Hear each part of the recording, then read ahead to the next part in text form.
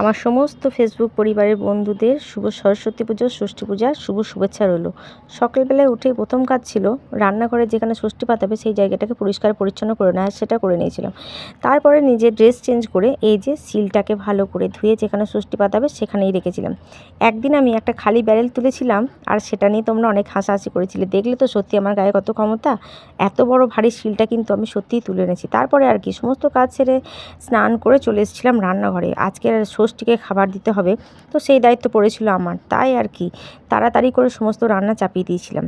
প্রথমে এখানে দেখো আমি বেগুন ভাজা চাপিয়েছিলাম আর তারপরে এখানে ভাত চাপিয়েছিলাম। ভাত আর বেগুন ভাজা একসঙ্গে চাপিয়ে দিয়েছিলাম, কারণ করতে করতে কিন্তু অনেকটাই বেলা হয়ে যাবে। আর রান্নাবাড়িও আমি কিন্তু অনেকটা বেলাতে শুরু করেছি। তাই যাই হোক, আজকে রেঁধে কালকে খাওয়ার এই বিষয়টা কাদের কাদের আছে সেটা কিন্তু আমাকে কমেন্ট করে জানিও। এখানে আমি মা ষষ্ঠীর জন্য বেগুন ভাজা, আলু ভাজা, আর এটা কী বলো তো, হ্যাঁ তোমরা ঠিক ধরেছো, সজনের ফুল টমেটো দিয়ে ঝাল দেবে। এত কাজ করে হাঁপিয়ে গেছি, তাই ভাবলাম এক কাপ চা খেয়ে নিই, তাহলে যদি এনার্জি চলে আসে তাহলে চলে আসবে। তোমরা তো জানো আমার চায়ে প্রচণ্ড এনার্জি, তো তাই আর দেরি না করে এক কাপ চা খেয়ে নিলাম। তারপরে এই যে যেটা সিদ্ধ করার ব্যাপার আছে, আমি আপাতত মা ষষ্ঠীর মতো কিছুটা সিদ্ধ করে নেব, বাকিটা পরে করা হবে।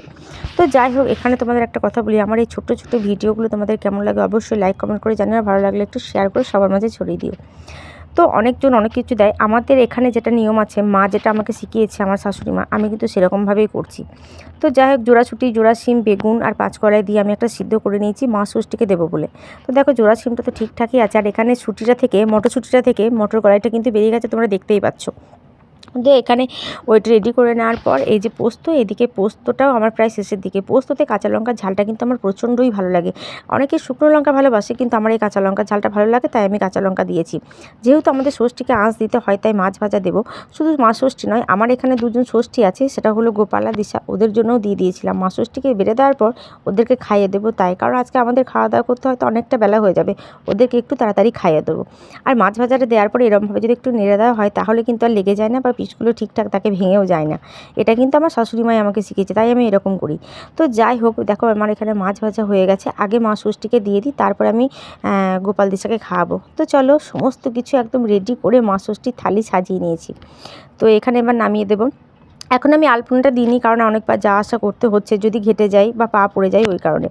তো লাস্টে সমস্ত কিছু রেডি করে এখানে আমি আলপনা দিয়ে দিয়েছি। আমি আলপনা খুব একটা ভালো দিতে পারি না, যেমন পেরেছি তেমন দিয়েছি। আর এই যে এবার সমস্ত খাবারগুলো ভালো করে ঢেকে দেবো, যেহেতু কালকে পুজো করবে তাই। আর এই প্রসাদ সবাই নেবে, তার জন্য সমস্ত কিছু ভালো করে রেডি করে মাকে প্রণাম করে ব্যাস, আমার আজকের মা ষষ্ঠীকে পুজো দেওয়া আপাতত কমপ্লিট। সেটা নয়, আরও একটা আছে। আর মা ষষ্ঠীর পাশে যেটাতে হয় যে কাঁটা শ্যাওলা, গুগুলি আর বাঁশ পাতা।